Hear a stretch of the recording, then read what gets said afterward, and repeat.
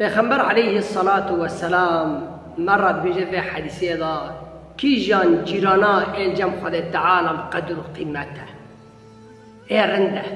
و کی جان حوالا ای رند الجم خود تعالی خود جی حزد کی خود تعالی مجموع جیران بکه و حوالا بکه کی نه دبی خیر الاصحاب خیر دوست رندی والجم خود تعالی ایش دوستی خورا رند ایج حوالی خورا رند دک هفه قیتی وقتی ری شاش تا دبینه داره دبی دوست من حوال من واریا شاشه ری خیرت که بر اوی گو دوستی خود دبینه که هفه جا که تنگ پیرا یاردم چی دبی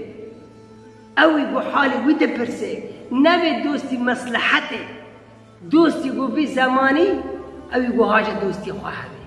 نبی دوستی گو وقتی ایشی خواهی قدیا او ایشی خواهی هبو بپرسل وایی وقتی ایشی قدیا دوری که نه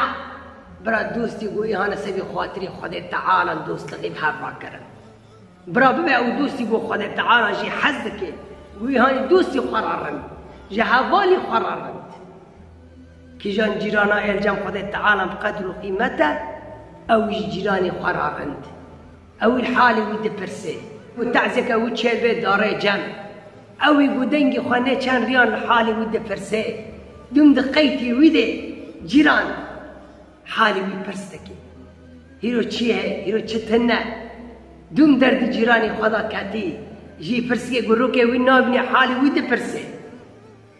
و حوالا را اوی گو تجی تنگ دا برا ناده اوی دوم دکوه قیتی تا او جیرانی دوم لحالی دا تپرسه و جیرانا و حوالا الجم خود تعالی قدر و قیمتا ایهانا خود تعالی جوان حزدکی فخود تعالی مجوان بکی انشاءالله فخود تعالی مجوان بکی انشاءالله